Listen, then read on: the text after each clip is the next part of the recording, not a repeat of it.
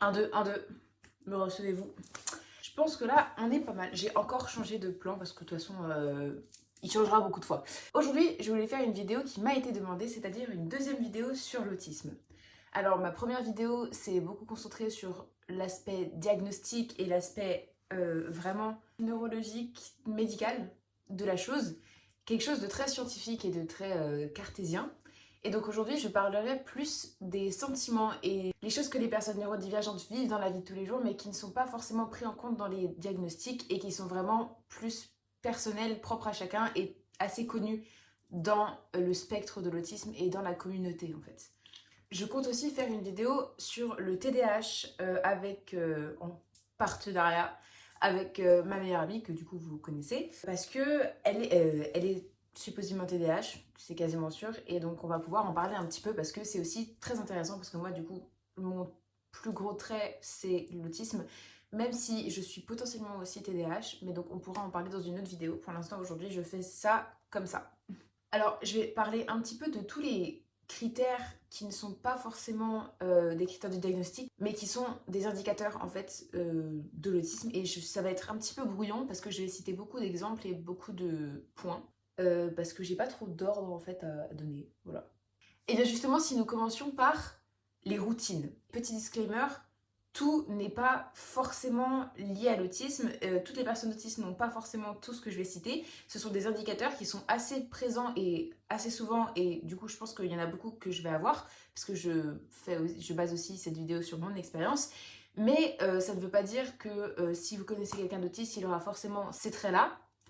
Et ça ne veut pas forcément dire que si vous avez ces traits-là, vous êtes autiste. Ça marche dans les deux sens. C'est vraiment juste. Voilà. Commençons d'ailleurs par les routines. C'est quelque chose qui revient souvent en fait chez les personnes autistes. C'est le fait de faire des listes, le fait d'avoir une routine, de vouloir que les choses ne changent pas. En fait, je sais que personnellement, j'ai une très grande peur du changement. C'est pas que j'ai besoin de faire tous les jours la même chose, parce que au contraire, ça me rend totalement crazy. Mais j'ai besoin que si jamais je fais des choses, ce soit toujours de la même manière. Par exemple, je vais avoir beaucoup d'habitudes dans mes relations. Donc, ça va être vraiment des relations fusionnelles qui sont très... où il y a une routine et où il y a des habitudes. Et c'est ça, en fait, qui va me mettre confortable dans mes relations. C'est le fait que, oui, vraiment, j'ai des habitudes, j'ai une routine. Et c'est ça, en fait, que je veux dire quand je dis que j'ai besoin d'une routine parce que bah, je fais pas exactement tous les jours la même chose. C'est juste que si je fais quelque chose, je le ferai toujours de la même manière. Et j'ai des habitudes, par exemple en nourriture aussi. Je mange souvent la même chose parce que c'est une espèce de routine dans ma tête. C'est comme ça que je fonctionne parce que tout est carré dans ma tête. Je saurais pas trop comment expliquer. Genre, il faut que tout soit bien mis dans les bonnes cases. C'est comme ça que j'essaye d'expliquer. Alors, ça n'a rien à voir avec l'autisme, mais en fait, je souffre d'aphantasie, c'est-à-dire que je ne vois rien et je n'entends rien dans ma tête, c'est-à-dire que mes pensées ne sont pas matérialisable. C'est-à-dire que, en fait, je sais pas du tout comment je pense parce que, genre, c'est juste des pensées. Je sais pas du tout comment expliquer. C'est très perturbant. Mais par exemple, il y avait un test comme quoi vous devez essayer d'imaginer une pomme rouge et en fonction du niveau, en fait, de comment vous la voyez nette dans votre tête, vous souffriez d'aphantasie ou non. Et c'est super intéressant. Voilà, je mettrai une petite image parce que c'est cool. Essayez. Du coup, moi, je ne vois rien. Voilà, il y a des personnes qui en voient un petit peu, en voient pas trop. Il y a des gens qui pensent avec des images, il y en a qui pensent avec des mots. Il y a plein de types de pensées, je trouve ça super intéressant, mais je m'égare. Si vous connaissez des personnes autistes, peut-être que elles vont expérimenter des problèmes s'il y a des changements de programme. C'est-à-dire s'il y a quelque chose qui a été programmé et qu'il y a des péripéties qui font que les événements changent, ça peut vraiment perturber leur journée. Et je sais que moi, vraiment, quand j'ai prévu quelque chose et qu'il y a des changements, ça me met très mal et je peux faire des meltdowns. Mais en fait, ça dépend encore une fois de la situation parce que des fois, si j'avais plusieurs options dans ma tête, en fait, je peux me laisser un choix de possibilités et donc je me prépare à l'éventualité de plusieurs possibilités. Donc c'est comme ça que j'ai réussi un peu à m'adapter au changement si jamais. Mais je sais que dans la vie de tous les jours, j'ai quand même beaucoup de mal avec le changement, que ce soit sur des petits événements ou des très grandes périodes, genre un changement de relation, un changement d'environnement, des gros changements comme ça. C'est pour ça que je compte relativement bientôt déménager et ça me fait vachement peur parce que je sais que ça va me prendre du temps en fait à m'adapter. Et justement en fait, dans l'autisme, il y a vraiment un problème d'adaptation à la vie en général et un peu à tout en fait. Je crois que vous avez pu le remarquer comme ce qu'il y a au mur, mais j'ai une passion pour les requins. Vous inquiétez pas, il y a un lien. Je suis totalement obsédée, et bah aussi par Stray Kids qui sont juste là-bas. Voilà, c'est un groupe. Et du coup, je suis totalement obsédée par eux. Pourquoi, me direz-vous, je vous parle de ça? Eh bien parce que ce sont des special interests, des intérêts spécifiques. Désolée, j'ai souvent en fait les mots en anglais par rapport à ça parce que les recherches et la psychologie sont bien plus développées en Amérique et dans les pays anglophones qu'en France et que dans la plupart des pays. Du coup, il y a beaucoup de termes qui sont que en anglais et donc j'ai pas de traduction exacte. Mais donc j'essaye de faire au mieux et j'essaye de vous mettre des définitions si jamais il y a des termes que vous pourriez ne pas comprendre. Les intérêts spécifiques, c'est quelque chose du coup qui est assez différent d'une passion parce que ça va vraiment être chez la personne autiste une obsession. En fait, ça peut être sous différentes formes et du coup, moi, j'ai pas mal d'intérêts spécifiques. Et pourtant, ils sont vraiment tous différents. C'est-à-dire que bah, pour moi, la K-pop, c'est un intérêt spécifique depuis maintenant 4 ans. Je vis K-pop. Tout est K-pop. J'écoute de la K-pop, je me renseigne sur la K-pop, je danse de la K-pop, je chante de la K-pop, tout est K-pop. Vraiment, genre, c'est vraiment, ça fait partie de moi, mais genre, je peux parler de Stray Kids pendant des heures. Enfin, voilà. Je regarde des documentaires de plusieurs heures, voire plusieurs dizaines d'heures sur certains sujets, du coup, certains special interest, par exemple les fonds marins, donc les requins et tout, les mythologies, parce que j'ai une obsession pour les mythologies. Ce qui est paranormal ou alors les affaires de meurtre, je peux passer mais des heures. Bah, j'ai le livre de Philippe Boxeau, voilà, que je suis en train de lire. J'ai écouté beaucoup trop de ses interviews. C'est quelque chose qui va m'aider en fait dans mon monde.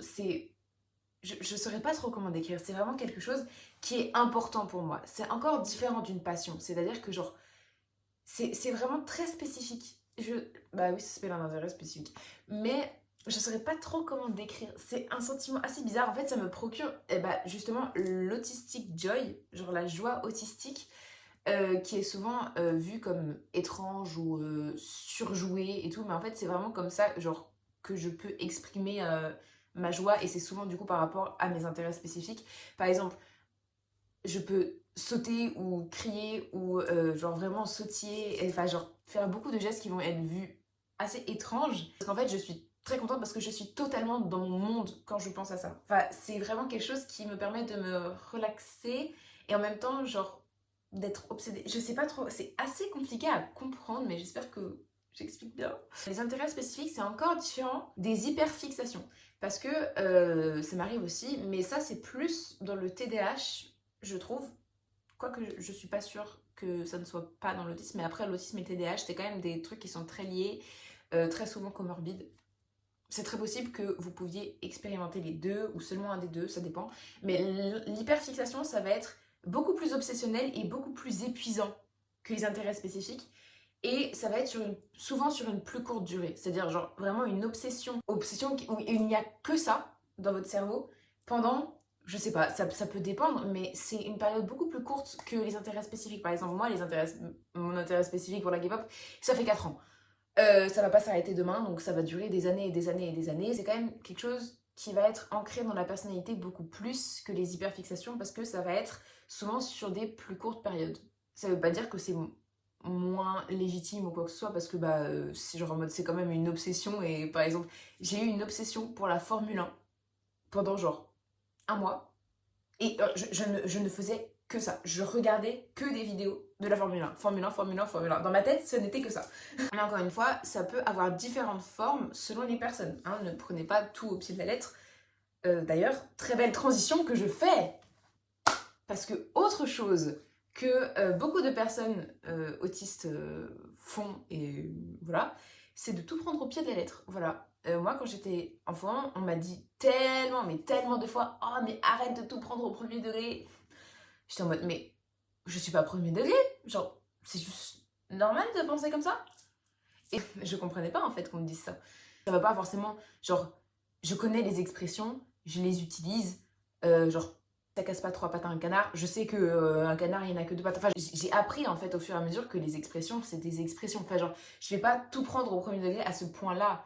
Mais c'est-à-dire que, genre, j'ai beaucoup de mal avec le sarcasme, par exemple. Je vais avoir tendance à ne pas comprendre ce que les gens veulent dire s'ils sont pas, genre, 100% clairs et 100% précis dans leurs intentions et dans ce qu'ils veulent dire. Et je vais pas comprendre les sous-entendus. Je vais être aussi très très franc. C'est-à-dire que je dis un peu tout ce qui me passe par la tête. C'est pas toujours génial. Et en plus, je me rends pas compte quand je dis quelque chose qu'il faut pas dire. Ça, c'est cool aussi. Parce que du coup, des fois, genre, il y a des gros blancs dans les repas de famille en mode. Mais c'est pas grave parce que du coup, maintenant, les gens ils comprennent vu que j'ai été diagnostiquée. Maintenant, les gens ils sont au courant. Et mais en fait, quelque chose qui m'énerve énormément aussi, c'est le fait que même si je dis aux personnes que je suis autiste, ils ne vont pas comprendre en fait ce que ça implique et en quoi ça impacte ma vie alors que ça impacte littéralement chaque seconde de mon existence. C'est littéralement toute ma vie et toute ma personne en fait. Je suis totalement indissociable en fait, vu que c'est littéralement une neurodivergence, c'est-à-dire que mon cerveau ne fonctionne pas de la même manière que le reste du monde. Littéralement, c'est ça. Du coup, en fait, c'est vraiment énervant parce que j'ai beau dire oui, je suis autiste, les personnes ils vont dire ah ok, mais alors ils vont avoir des préjugés, ils vont dire oui, mais moi j'ai vu The Good Doctor et t'es pas comme ça, du coup non, oui, mais moi j'ai un petit cousin qui est autiste et donc il est pas pareil que toi, donc t'es pas autiste.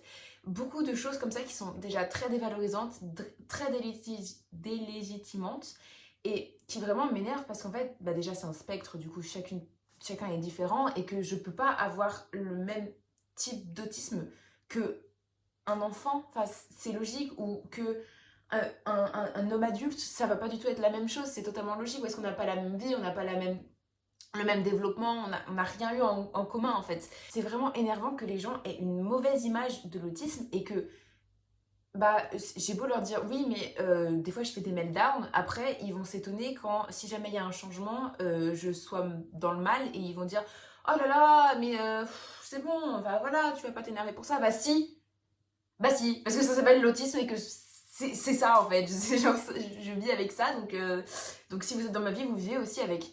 En fait, des fois je fais des verbal shutdown. En fait, ce terme il est assez controversé, donc je sais pas trop comment dire exactement, mais c'est-à-dire que sous l'effet de la frustration souvent ou de la fatigue après avoir été très stimulée dans ma journée, je vais plus pouvoir je vais plus pouvoir parler et je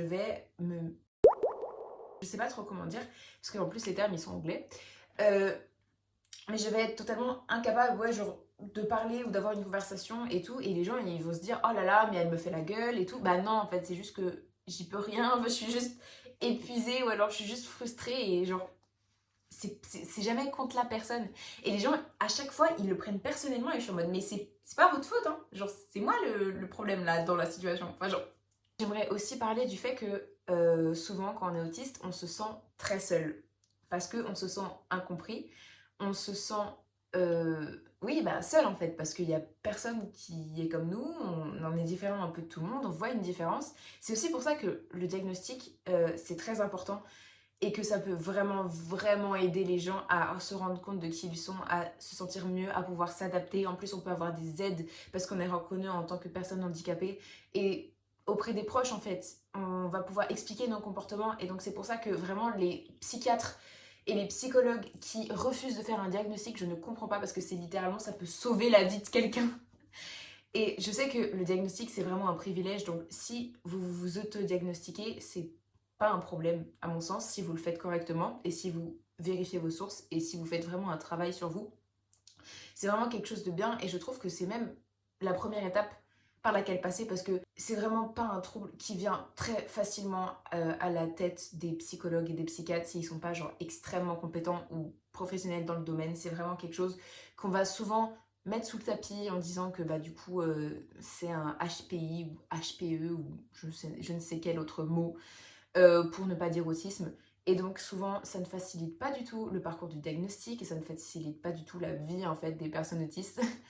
C'est pour ça que vraiment c'est super important et essayez trouver un moyen de vous faire diagnostiquer, même si c'est vraiment un privilège et que ça peut vous coûter cher et qu'il faut vraiment beaucoup de chance et beaucoup de paramètres réunis pour pouvoir être diagnostiqué et que je sais que tout le monde du coup ne peut pas, je vous promets que ça change la vie. Genre j'ai vraiment eu beaucoup de chance de tomber sur un bon psychiatre et d'avoir les démarches nécessaires relativement rapides pour pouvoir avoir ce diagnostic. Et franchement, c'est vraiment super important et c'est pour ça que je ne comprendrai jamais les psychiatres qui disent que non mais le diagnostic c'est pas super important parce que c'est genre en mode c'est comme ça que je peux m'assumer comme je suis et que je peux arrêter de masquer en fait. C'est beaucoup plus plaisant et même si bah je rencontre quand même de la discrimination et de l'incompréhension, bah justement en fait j'essaye de plus en plus en parler pour que les gens en fait ils comprennent et ils n'aient plus de mauvaises réactions en fait par rapport aux personnes. Et c'est pour ça justement que je fais ces vidéos et je pense que c'est vraiment super important d'en parler.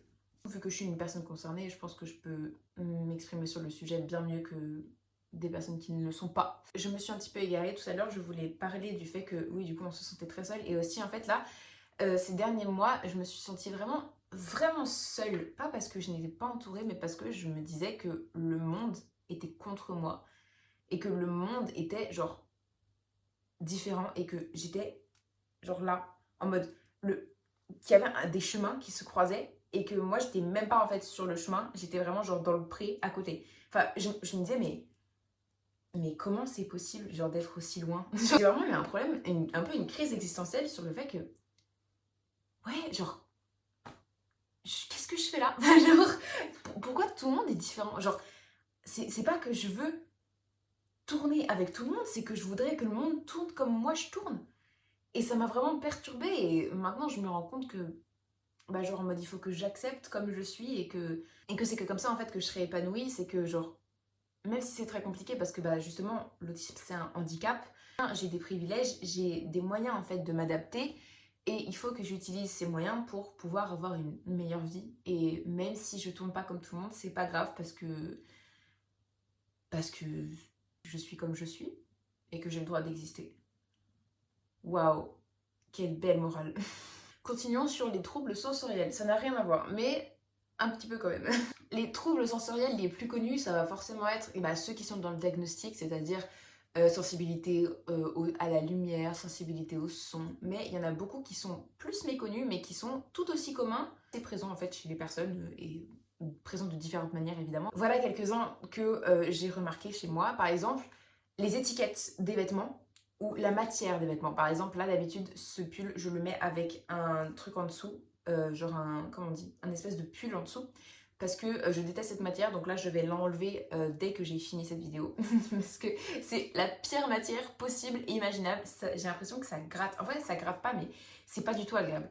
Du coup, ça m'arrive beaucoup trop souvent. Aussi, quelque chose, c'est le fait que si je suis habillée, chez moi, en fait, je suis extrêmement overstimulée et que du coup, dès que je suis chez moi, je me mets en pyjama. C'est le seul moyen pour que je sois bien, c'est chez moi en pyjama. Là, je peux me ressourcer. Dès que je suis pas dans ma zone de confort, j'ai l'impression d'être en apnée. Mais ma zone de confort, du coup, elle est très petite. Genre, et du coup, en fait, je peux pas être en apnée éternellement. C'est-à-dire qu'au bout d'un moment, I'm running out of breath. Mais en fait, je suis obligée genre, de me reposer et plus en fait je vais rester longtemps hors de cette zone de confort, plus je vais avoir besoin de me remettre de toutes mes émotions et de toutes ces informations en fait. Il y a beaucoup aussi de trucs, par exemple, l'humidité. Sentir l'humidité, c'est horrible, genre vraiment, abominable. L'humidité, c'est extrêmement overstimulant, c'est horrible. Avoir les ongles courts. Alors, je sais que du coup, il y en a qui, c'est l'inverse, c'est avoir les ongles longs, ça les overstimule. Moi, c'est les ongles courts, j'ai l'impression de perdre un bout de mes doigts, c'est horrible, je déteste. Je n'ai qu'une hâte, c'est qu'ils reposent parce que là, je ne supporte plus. Heureusement qu'ils poussent vite et qu'ils ont déjà un peu poussé, mais c'est long. Voilà, parce que de base, ils sont beaucoup plus longs que ça et je préfère. Il y a une sensibilité aussi aux goûts et aux odeurs qu'on sous-estime fortement dans l'autisme, c'est-à-dire le goût mentholé des brosses à dents, là, des toothbrushes, toothpaste, des... Ah, comment on dit? Dentifrice. Voilà, du dentifrice. C'est genre horrible. Vraiment, la menthe, je pense que c'est le pire truc au monde. Enfin, genre, qui a inventé ça? Je sais pas. J'ai aussi un gros problème avec le chocolat noir. Genre, trop fort. Ça... le café. Horrible, horrible, horrible, horrible, horrible, horrible. Ah, aussi quelque chose qui est en rapport avec la caféine, c'est-à-dire que la caféine et la théine ne fonctionnent pas sur les personnes TDAH. Souvent, ça fait l'effet inverse, c'est-à-dire qu'au lieu de leur donner beaucoup d'énergie, ça les apaise. Voilà. Les odeurs. Quand j'entre dans une parfumerie, souvent, il y a des personnes à qui ça leur donne mal à la tête, les odeurs. Mais en fait, moi, c'est vraiment que ça m'overstimule et que j'ai l'impression de plus savoir où donner de la tête. C'est genre, il y a trop d'informations d'un coup, surtout que j'ai un très bon odorat. Et que, bah, du coup, en fait, souvent, chez les personnes autistes, les sens sont beaucoup plus accrus. C'est-à-dire que après, j'ai une vue de merde un peu parce que j'ai des lunettes. Mais par exemple, j'ai une très bonne ouïe et j'ai un très bon odorat. Voilà. Parce que du coup, je suis beaucoup plus sensible aux sons et aux odeurs. Aussi quelque chose par rapport aux habitudes et par rapport du coup au goût, c'est l'eau. C'est-à-dire que je ne peux boire que cette eau ou alors de l'eau déminéralisée de bébé, bah du coup ça, parce qu'en fait sinon le goût est abominable et je le déteste. Vous voulez me faire du mal? Faites-moi boire de la Volvic. Je ne rigole quasiment pas, c'est vraiment genre abominable. Genre j'ai l'impression de boire du métal. En fait, le problème un peu avec ça, c'est le fait que je suis incapable de boire dans des bourdes. Dans des gourdes. Pas dans des bourdes. Et du coup, écologiquement, c'est vraiment de la merde parce que je peux ni boire l'eau du robinet, ni boire dans des gourdes, ni boire de l'eau filtrée, ni rien du tout. Genre, je bois vraiment des bouteilles d'eau en plastique. Écologiquement, c'est nul. Surtout qu'il n'y a même pas des grosses bonbonnes, je crois. Ça m'énerve, mais je peux pas trop faire autrement. Il y a quelque chose aussi par rapport à l'autisme, c'est que, genre, en fait, ça m'empêche de faire beaucoup de choses écologiquement. Et en fait, du coup, bah, ça me culpabilise énormément parce que, genre, par exemple, les déchets, genre, il y a beaucoup de choses, genre des obsessions alimentaires que j'ai, parce que souvent, en fait, les personnes autistes, du coup, vont avoir des obsessions alimentaires par habitude et vont souvent faire aussi des hyperfixations sur la nourriture, enfin, sur certaines nourritures. Et donc, des fois, en fait, c'est vachement énervant parce que bah, ça fait beaucoup de plastique, parce que ça va pas souvent être sur des fruits. Après, ça m'est déjà arrivé de faire des obsessions sur les fraises. Pour moi, et je pense que pour pas mal de personnes autistes, c'est beaucoup plus facile de prendre des aliments qui sont transformés plutôt que des aliments très naturels parce qu'en fait, le goût de l'aliment naturel, par exemple une pastèque, n'aura jamais le même goût qu'une autre. Et en fait, c'est cette surprise et cette non-prédictabilité, je sais pas si ça se dit, qui va en fait être un problème parce que le Nutella, ça aura toujours le même goût et je sais à quoi m'attendre. Et en fait, je sais pas, c'est vraiment quelque chose, genre, ouais, c'est une habitude, c'est que si je prends une marque spéciale d'un produit, je ne peux prendre que cette marque. Genre, me prenez pas une autre parce que je sentirai la différence.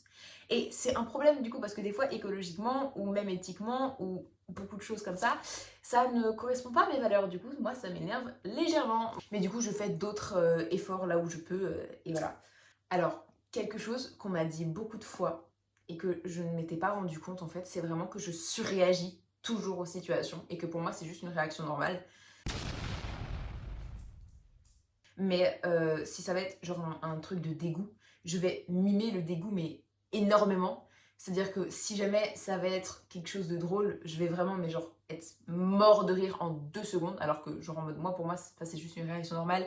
Mais les gens, ils vont se dire, d'accord, c'était pas si cool. Enfin, que des choses comme ça. Souvent, quand il se passe un tout petit truc, je fais souvent des très grosses réactions. En mode, et pour moi, c'est juste une réaction normale, mais du coup, tout le monde à chaque fois me dit, mais qu'est-ce qui se passe? Je me dis, ah non, mais juste ça. Ils sont en mode, ah, mais t'as surréagi de fou. Je suis en mode, non.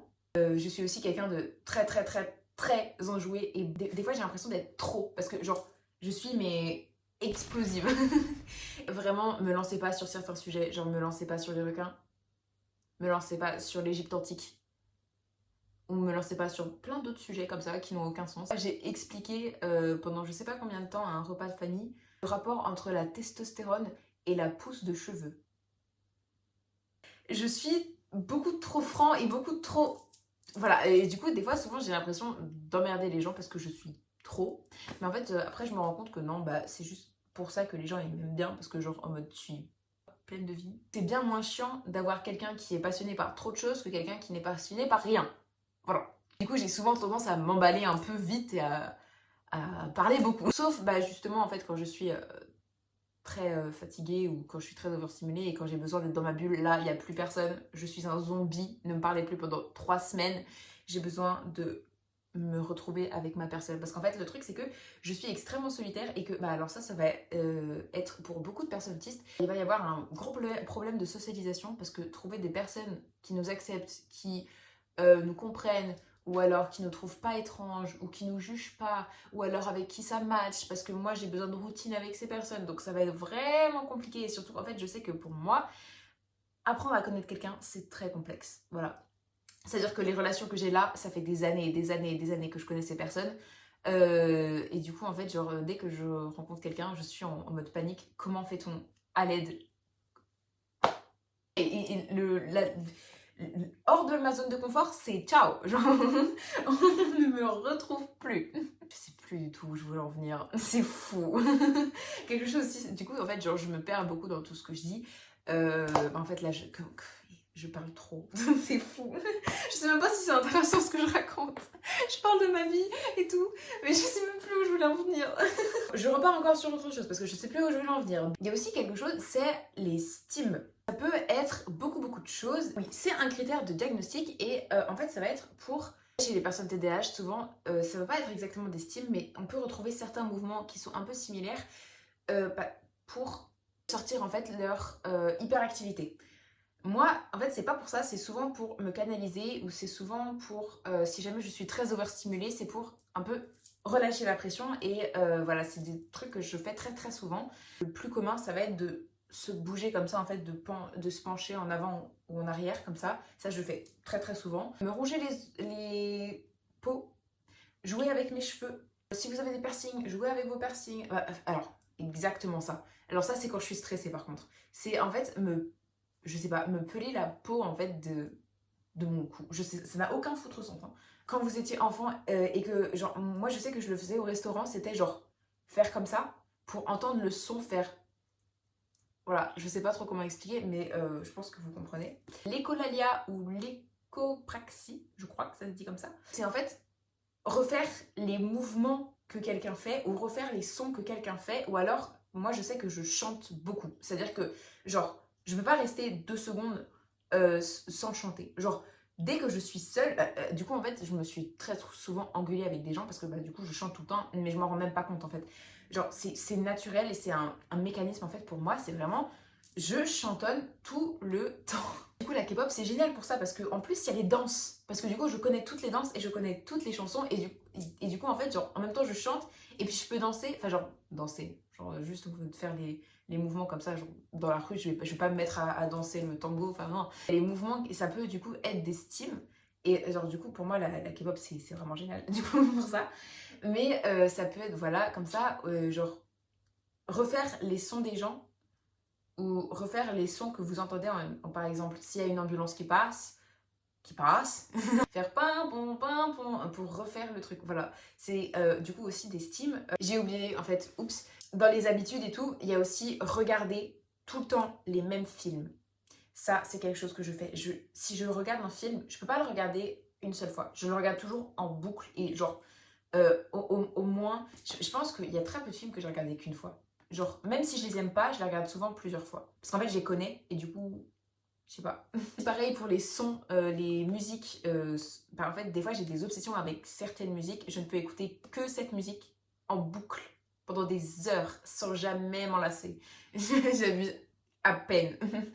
Vu que je connais, bah en fait, je préfère faire un truc que je connais, même si je l'aime pas forcément ou je l'aime moins que quelque chose que je connais pas, plutôt qu'un truc que je connais pas parce que justement je ne sais pas et c'est l'inconnu que je n'aime pas et c'est le changement et du coup bah je préfère rester dans mes habitudes. Des fois c'est pas terrible mais la plupart du temps en fait c'est vraiment pour des trucs en mode de regarder Emily in Paris, donc ça va, ça me fait pas trop de mal. Il y a tellement mais tellement de trucs qui sont à dire, j'aurais pas le temps de faire 20 vidéos en fait pour tout faire, c'est fou. Mais sinon je peux aussi parler de quelques trucs encore vite fait parce que sinon la vidéo elle va durer 50 minutes. Là je peux faire un podcast si vous voulez. Hein. Mais je peux aussi parler du coup de l'énorme sens de justice qui est souvent avec l'autisme et que j'ai toujours eu, c'est-à-dire que j'ai toujours voulu la liberté et l'égalité, très patriote au final. Je sais pas, j'ai toujours trouvé les choses injustes. Et aussi en fait j'ai un sens de la justice qui dissocie totalement, mais alors vraiment totalement, mon opinion de la logique de la chose. Et du coup, en fait, j'ai toujours, ça m'énerve toujours dans les débats parce que, genre, c'est pas, je me dis que, genre, ouais, non, mais j'ai raison, mon opinion, il est mieux. C'est-à-dire qu'en fait, j'ai analysé toute la situation et que j'ai pris tout en compte et que j'ai essayé de faire le truc le plus équitable possible et le plus logique possible et le plus normal pour tout le monde, pour que tout le monde soit content. Et en fait, ça m'énerve parce que du coup, souvent, les gens, ils combattent avec leur opinion et je suis en mode, mais ton opinion, il n'a aucune valeur parce que moi, je ne me bats pas avec mon opinion, je débat juste avec la logique. Et du coup, en fait, c'est quelque chose que les gens, ils m'énervent, enfin, genre, ça m'énerve souvent. La réalité est très subjective par rapport aux personnes. Et du coup, en fait, genre, tout le monde n'a pas la même réalité. Et du coup, genre, en mode, ça me casse la tête parce que je me dis, oui, mais du coup, en fait, je prends toutes les réalités en compte, sauf que techniquement, je ne peux pas faire ça. Et du coup, ça me rend fou. Voilà. La justice, c'est un gros problème. Le nombre de fois où j'ai dit, mais c'est pas juste dans mon enfance, je ne le compte même plus. On m'a toujours traité d'effronté, on m'a toujours traité d'audacieux parce que à chaque fois, en fait, j'ose dire quand quelque chose ne me semble pas juste. Je déteste fermer ma bouche et du coup, genre, à chaque fois, bah, I speak up. Et du coup, les gens, ils n'aiment pas trop parce que souvent, en fait, je dis des choses qui fâchent un petit peu. Voilà. Et bah justement, par rapport au fait qu'on me traite d'effrontée, j'ai toujours eu une incompréhension des règles et une incompréhension de la hiérarchisation des gens et de bah en quoi vous êtes plus légitime que moi à avoir raison, en quoi vous êtes plus légitime que moi à me dire quoi faire. Genre, je suis maître de ma personne, je sais ce que je veux, je sais ce que je ne veux pas, même quand j'étais plus jeune, bah genre j'ai quand même un minimum de libre arbitre en fait, et donc pourquoi je suis censée suivre des règles qui me semblent totalement injustes et qui n'ont aucun foutre sens et qui n'assurent même pas le bien-être en société. Genre, comment ça, l'école m'interdit de mettre des shorts? Mais j'ai envie de mettre des shorts, j'en mets. Genre, il fait 50. Non, j'ai vu un peu, il faisait 40. Mais quand même, je suis désolée, mais en été, on met pas des pantalons. Enfin, ça me paraît évident. J'étais juste en mode, bah, pourquoi faire? Pourquoi faire? Je m'engueulais un peu pour ça parce que j'étais en mode, mais c'est pas parce que vous êtes plus âgé que moi que vous savez mieux que moi. Le pire, c'est que souvent j'avais raison du coup. Le problème avec ça, c'est qu'on traite pas les enfants comme des vraies personnes et que bah, justement on les infantilise et qu'on les traite comme des personnes totalement stupides qui n'ont aucune conscience alors qu'il est prouvé scientifiquement qu'à partir de 12 ans, on a un minimum de libre arbitre et de conscience de soi. Voilà, donc ça aussi c'est quelque chose qui m'énerve. C'est quelque chose qui va être compliqué à discuter de. J'ai essayé de traduire de l'anglais en français, ça marche pas trop. Hein. Toujours est-il que, alors c'est l'hygiène. Voilà, souvent les personnes autistes ont des problèmes avec l'hygiène parce que déjà elles sont très sujettes au burn-out et aux dépressions dues à la société en fait qui n'est pas du tout adaptée aux personnes autistes et à la pression sociale et au traumatisme parce que du coup souvent les personnes autistes sont beaucoup plus sujettes aux troubles post-traumatiques et au trauma en général dû à leur autisme parce que ça va être beaucoup plus facile entre guillemets de traumatiser une personne autiste que de traumatiser une personne non autiste. L'hygiène c'est souvent très compliqué parce que c'est une routine à mettre en place et que c'est des habitudes à prendre et que ça c'est très compliqué. Voilà. Du coup par exemple moi me brosser les dents, je sais que c'est toujours un combat. C'est-à-dire que je me dis il faut d'abord que je me brosse les dents avant de faire ma skincare. Sauf que je peux pas faire ma skincare sans me laver les mains. Mais du coup à chaque fois je me lave les mains parce qu'en fait le temps que je pense ça, j'oublie déjà qu'il faut que je me brosse les dents. Et du coup, je me lave les mains, mais après, je suis en mode, mais en fait, si je touche ma brosse à dents, mes mains, elles seront plus propres. Donc, je vais devoir les relaver pour faire ma skincare. Sauf que je me suis déjà lavé les mains. Donc, il faut d'abord que je fasse ma skincare. Sauf que si je fais ma skincare, je vais pas pouvoir me brosser les dents. Mais du coup, je me dis, bon, je les brosse plus tard. Sauf que après, j'oublie. Parce que moi, j'y pense pas. Parce que les gens, ils y pensent en fait à se brosser les dents. Moi, je pense à me brosser les dents seulement quand genre, je sens la crasse sur mes dents. Sinon, je m'en rends pas compte, en fait. J'oublie totalement. C'est un délire. J'arrive quand même à avoir une hygiène buccale, mais ce n'est pas sans mal. Prendre des douches.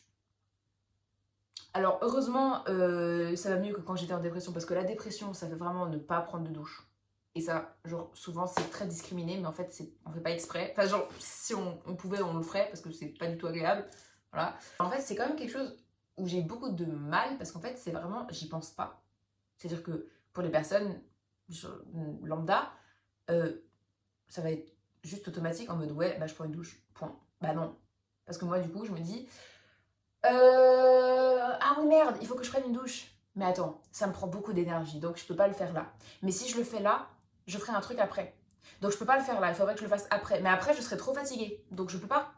Parce que Du coup, il faudrait que je le fasse avant. Mais si je le fais avant, je peux pas faire la tâche que je vais faire après parce que je serai salie et que du coup, il faudrait que je me redouche. Sauf que je ne peux pas, vu que je serai fatiguée. Enfin, genre, c'est un cercle vicieux pas possible. Donc, je dois prévoir mes douches à l'avance. Genre, en mode, c'est une organisation, mais tellement compliquée alors que c'est une tâche si simple de base. Tout ce qui est ménage, c'est tellement compliqué pour moi. C'est genre, en fait, mon maximum, c'est passer l'aspirateur. Mais changer mes draps, je peux pas. En fait, je peux juste pas. Ça me demande trop d'énergie, ça me demande trop d'organisation. En fait, mon cerveau, juste, il bloque la tâche et il fait, c'est impossible. Genre, monter l'Everest, c'est moins compliqué que de faire ses draps. Enfin, vraiment, dans ma tête, c'est, je peux pas. Et du coup, en fait, bah, justement, je suis une personne handicapée. Voilà. En fait, ce que je vis tous les jours, c'est-à-dire que c'est un combat pour ne pas vivre dans de la crasse. C'est-à-dire que heureusement, j'ai beaucoup de chance, mais du coup, il y a quelqu'un qui m'aide en fait à changer mes draps. Et que, bah, en soi, après, quand je vivrai seule, je pourrais demander de l'aide en fait pour avoir une aide ménagère parce que je suis à la MDPH, à la Maison des Personnes Handicapées. Moi, c'est quelque chose que j'adore faire, cuisiner, donc ça ne me dérange pas. Mais énormément de personnes autistes ont énormément de mal à cuisiner parce que ça demande énormément d'investissement et d'énergie en fait. Tout ce qui est aussi laver les draps, laver les habits, repasser, je suis incapable. Mon cerveau, il fait 1. Mais par contre, personnellement, bah après, ça c'est vraiment propre à chaque personne autiste. Il y en a qui arrivent pas du tout, il y en a qui arrivent tout, il y en a qui arrivent un peu, il y en a qui arrivent pas trop. Enfin, c'est très différent par rapport à ça, par rapport aux tâches ménagères et par rapport à l'hygiène en général, mais je sais que souvent c'est un gros problème chez beaucoup de personnes autistes. Et quelque chose qui, personnellement, est moins compliqué pour moi à faire, c'est de faire la vaisselle. Souvent c'est l'inverse, voilà, souvent les gens ils arrivent moins bien à faire d'autres trucs que j'arrive pas à faire, mais et ils arrivent à faire la vaisselle mais moi j'y arrive pas. En tout cas, franchement ça va. Après si j'avais un lave-vaisselle je dirais pas non, mais si j'en ai pas je vais pas mourir. Donc c'est déjà pas mal. En vrai je peux passer l'aspirateur mais ça va me prendre beaucoup d'énergie et qu'il faut vraiment que je le planifie dans ma semaine comme un truc, genre un objectif. Vous c'est aller en soirée, moi c'est passer l'aspi. Quand je dis que c'est un handicap, c'est pas des lol. C'est-à-dire que vraiment, genre, c'est tous les jours, genre, c'était ma bouteille d'eau. Présent dans ma vie et les gens ils se rendent pas compte à quel point. Je pourrais en parler encore pendant des heures, là je vais peut-être m'arrêter parce que ça fait quand même un petit peu long comme vidéo. En fait je pense que je pourrais encore faire d'autres vidéos et de toute façon j'en ferai encore une sur le TDAH et donc j'aurais beaucoup trop de trucs à dire. Je sais pas si c'est intéressant mais c'est quand même super bien de s'informer là-dessus parce que en fait les gens ils ne se rendent pas compte qu'un petit pourcentage sur une très grande population, ça fait quand même énormément de personnes, c'est-à-dire que 1% ou 2%, je sais plus exactement, entre 1 et 2% de la population de 8 milliards de personnes, ça fait quand même des millions et des millions de personnes qui sont concernées. Et donc il y a de très fortes chances que si vous connaissez une personne rousse, vous connaissez aussi une personne autiste parce que c'est la même proportion. Donc j'ai beaucoup trop parlé, je me suis pas arrêtée là. En fait c'est vraiment un podcast. En fait je pense que je vais lancer un podcast. Toujours est-il que du coup je vous souhaite une bonne journée, une bonne semaine et du coup à la semaine prochaine, à dimanche prochain comme d'habitude et ciao peace. Bailando, bailando, allez amigos, adios. Adiós, el silencio loco.